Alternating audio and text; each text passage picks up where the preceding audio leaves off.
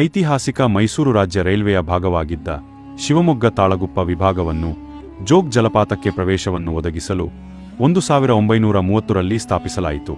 ಮರದ ಸ್ಲೀಪರ್ಗಳನ್ನು ತಯಾರಿಸಲು ಮತ್ತು ಭದ್ರಾವತಿಯಲ್ಲಿರುವ ವಿಶ್ವೇಶ್ವರಯ್ಯ ಐರನ್ ಮತ್ತು ಸ್ಟೀಲ್ ಲಿಮಿಟೆಡ್ನ ಕುಲುಮೆಗಳಲ್ಲಿ ಇಂಧನವಾಗಿ ಬಳಸಲು ಮಲೆನಾಡು ಪ್ರದೇಶದ ಕಾಡುಗಳಿಂದ ಮರದ ದಿಮ್ಮಿಗಳನ್ನು ಸಾಗಿಸುವುದು ಮತ್ತೊಂದು ಉದ್ದೇಶವಾಗಿತ್ತು. 1951ರಲ್ಲಿ ಈ ವಿಭಾಗವನ್ನು ಮದ್ರಾಸ್ ಮತ್ತು ದಕ್ಷಿಣ ಮಹಾರಾಷ್ಟ್ರ ರೈಲ್ವೆಯೊಂದಿಗೆ ವಿಲೀನಗೊಳಿಸಿ ದಕ್ಷಿಣ ರೈಲ್ವೆಯನ್ನು ರಚಿಸಲಾಯಿತು. ಈ ಎಂಜಿ ಬಸ್ ಅನ್ನು 1930ರಲ್ಲಿ BEML ತಯಾರಿಸಿತು ಮತ್ತು 1939ರಲ್ಲಿ ಮೈಸೂರು ರಾಜ್ಯ ರೈಲ್ವೆ ಸೇವೆಗೆ ಸೇರಿಸಿತು. ಗಂಟೆಗೆ 25 ಕಿಲೋಮೀಟರ್ ಗರಿಷ್ಠ ವೇಗದೊಂದಿಗೆ ಈ ರೈಲ್ ಬಸ್ ಶಿವಮೊಗ್ಗ ಪಟ್ಟಣದಿಂದ ತಾಳಗುಪ್ಪವರೆಗೆ ಸುಮಾರು 97 ಕಿಲೋಮೀಟರ್ ದೂರವನ್ನು ಕ್ರಮಿಸುತ್ತಿತ್ತು. ಒಟ್ಟು ಪ್ರಯಾಣದ ಸಮಯ 4 ಗಂಟೆ 25 ನಿಮಿಷಗಳು.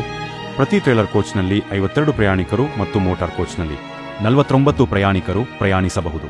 ಮೋಟಾರ್ ಕೋಚ್ನ ದಿಕ್ಕನ್ನು ಬದಲಾಯಿಸಲು 2 ತುದಿಗಳಲ್ಲಿ ಟರ್ನ್ ಟೇಬಲ್ ಅನ್ನು ಬಳಸಲಾಗುತ್ತಿತ್ತು.